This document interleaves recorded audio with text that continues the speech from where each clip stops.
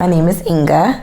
My son, his name is Emmanuel, and he goes to Baltimore School of Arts. We started prep in 6th grade academically. He's always been a really bright child, but I was actually pushing him more because I never knew where he wanted to go or where he would end up. I just knew I wanted him to have a good opportunity in education. So pushing him in extracurricular activities and challenging him more in reading and writing.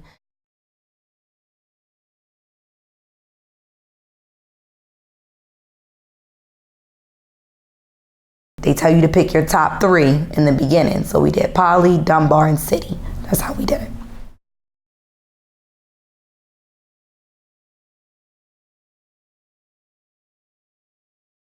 So he had already went to their Twigs program that he went through the summer. So they do have a Twigs program. So if your child is interested in the arts, it's very good for you to look that up and get your child in that way.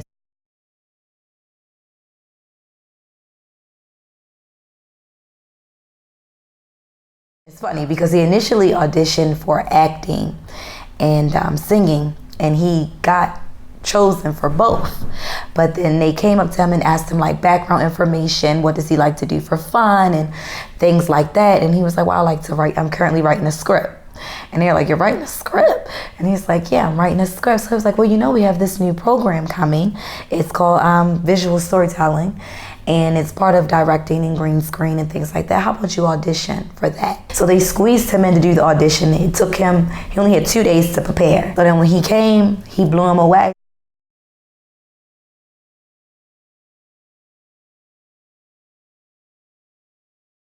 Me, I was like, I still want you to go to Poly. I'm really big on academics.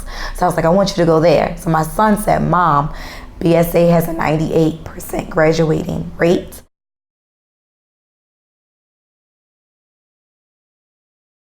I seen how the kids was at Poly, but then I saw when I walked into BSA how the children were. I was like, oh, this is where my child belongs, instantly. So if you know your kids, you know not saying that Poly is a bad school, it's an awesome school, but I just knew my son wouldn't fit in there. He's more, I can't explain it. It's you'd have to meet him and talk to him to see. Kids are bright everywhere, but you'll see different personalities and different things that he's into. These kids were into at BSA. So I knew that this was a place that he needed to be. So I didn't even argue with him anymore. You got to start, getting their mind frame together in 6th grade so when they go into 7th, they know they have a plan.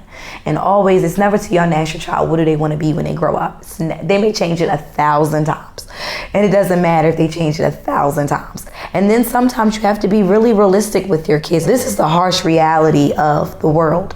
And if you don't have this, if you don't succeed in that, if you don't, then this is what you're going to end up being. I would just tell all parents, you have to be your own advocate and you have to get to know the school yourself. If that's somewhere that you're looking to take your child, I would get involved and see what are they offering, what's their graduation rate, what programs can they support your child through these programs? What if your child does start to slip? But if you still have questions and you're not thinking that it's right, you ask 1,000,000 people. You keep asking and you go to someone else until it feels right, till it makes sense. And if it doesn't make sense, then it ain't right. Even if you want them so bad to go to this one school and they don't want to go there and they're telling you Mom, this isn't it, or Dad, this isn't it, I want to go to this other school, I think it's really important that you go see why your child really wants to be there and try it out.